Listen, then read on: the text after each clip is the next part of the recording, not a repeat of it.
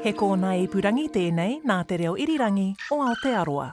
Is this actually... You Yes. said you're focused on the bread and butter issues. How much is a slab of bread and a slab of butter? A slab? Well, it depends how you define a slab. If you go to Pack and Save in Upper Hutt to buy a loaf of Molenberg toast bread, you'd be paying around $4, maybe $4.50. If you're looking for a block of butter, it'd be around $7. Can I give you others? 2 litres of milk, you might be paying about $4.50 for 2 litres of milk, depending on whether you're buying a branded version or a no-frills version. Any others? Clearly expecting that question. I do my own supermarket shopping, and so I can tell you these things.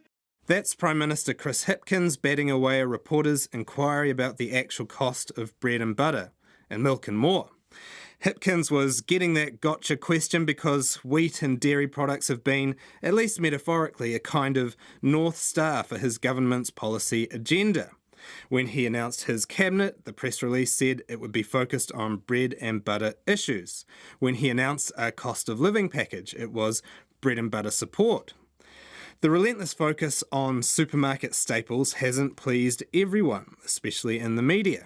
Here's what Newsroom's National Affairs editor Sam Sachdeva recently tweeted about the phrase. These constant references to bread and butter issues from the government are going to turn me into a celiac.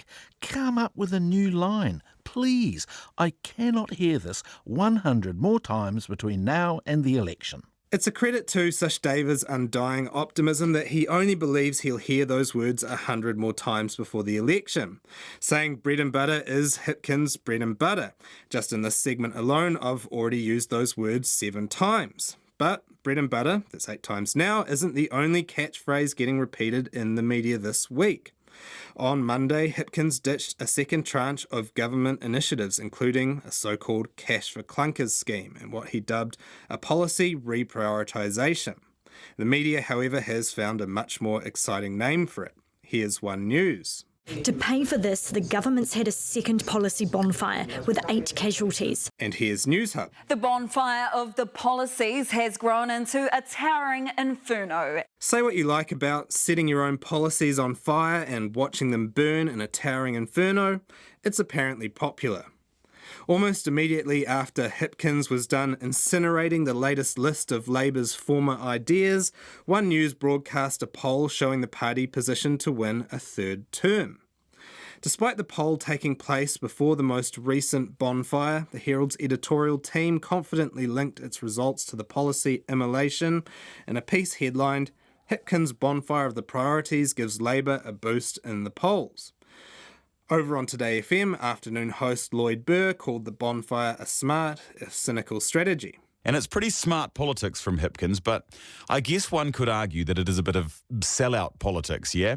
He's selling out on things that Labour believes in, just so they can retain power. The political commentator Bryce Edwards put a different spin on things, writing that the policy burn-off marked a return to working-class politics for Labour.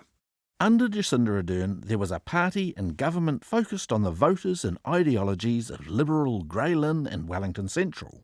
Now, under Prime Minister Chris Hipkins, Labour has a laser-like focus directed at the working-class politics of places like West Auckland and the Hutt Valley. To illustrate that, Edwards pointed to results from the One News poll which showed 48% of respondents listed the cost of living as their number one issue, with climate change coming in second at just 12%.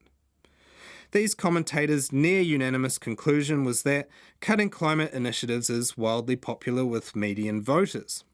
But perhaps Wellington Central and Grey Lynn are a bit more populous than we thought, because other data from the same poll called that consensus into question. When One News asked people whether they wanted the government to act with more urgency on climate change, 54% said yes, while 27% said it should stick to its plans from before the latest policy bonfire, which of course included the now scrapped clean car upgrade and the introduction of safer speed limits on much of the state highway network. In other words, the government currently setting fire to several of its highest profile climate initiatives is rapidly gaining popularity with the voters who say they actually do want more climate action. That apparent contradiction could be down to the fact that voters just didn't believe the scrap policies were effective. Hipkins himself has said schemes like the Clean Car upgrade wouldn't have made much of a difference to emissions anyway. Transport Minister Michael Wood got this response when he made the same claim on RNZ's checkpoint earlier this week. And so some of the policies today that we said we're not proceeding with, the Clean Car upgrade and social leasing, for example, they were policies that did have good outcomes, but actually the impact on emissions is actually likely to be relatively limited on the whole. So why were you doing them in the first place if they had limited effect on emissions? Because they had other benefits that could come from them. There's also the fact that transport, as economists often say, is in the emissions trading scheme, which should, in theory, reduce its carbon output over time, even without subsidies and interventions like the ones Labour just got rid of. Another reason, though, could be the gap between how voters, informed by the media, perceive climate action in the abstract and how they respond when the government actually suggests tangible solutions. Our media organisations like to talk about how seriously they're taking climate change, signing up to initiatives like Covering Climate Now. But when the rubber meets the road and authorities attempt to implement some of the emissions-reducing interventions recommended by the IPCC and others, the commentary often turns a lot more sour. Here are some examples. This is AM host Ryan Bridge on building more cycling infrastructure just last week. By not fixing a pothole and building a cycleway, you're not stopping China from polluting the planet. So this is the argument that they're going to run into, I think, at the election, is people will go, well, yes, I want to do something, and you know, we need to do something, but now here, my road, this street. Here's RNZ's morning report on a plan to intensify housing inside existing city limits in 2021. Well, householders face losing more than $1 billion worth of sunlight and views under radical housing intensification law changes. And here's Mike Hosking of News Talk ZB on efforts to reduce farming emissions, also in 2021. Land use, production volumes, climate change, soil issues, all the stuff that's being heaped on the farmer and farmers at the moment is making life harder and harder. In other words, the government is killing the golden goose. Over at his Substack page, The Car this week, commentator Bernard Hickey pointed to a gap between our climate ambitions and what's politically palatable, arguing the government is keeping debt low to appeal to suburbanite property owners, even if it means doing less to curb emissions. And what we have was a promise from a government to save for a rainy day. The rainy day arrived, and then it said, actually, we're not going to spend the money. We're going to save even more for some other rainy day in future.